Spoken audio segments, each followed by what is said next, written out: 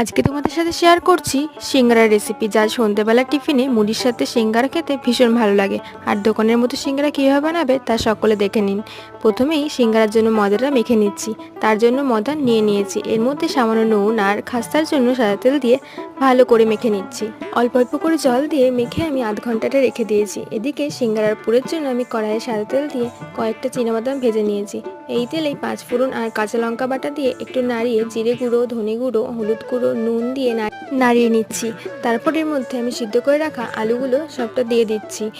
তারপর একটু ভাজা ভাজা হলে এর মধ্যে আমি গরম মশলা আর ভাজা বাদামগুলো দিয়ে মিশিয়ে পরিমাণ মতো জল দিয়ে সামান্য চিনি দিয়ে নাড়িয়ে নিচ্ছি। সিঙ্গারার জন্য পুর তৈরি হয়ে গেছে। এবার আমি এদিকে আধ ঘন্টা হয়ে গেছে ময়দা থেকে ছোট লিচি করে পাতলা করে বেলে এইভাবে এর মধ্যে আলুর পুরটা ভরে দিচ্ছি।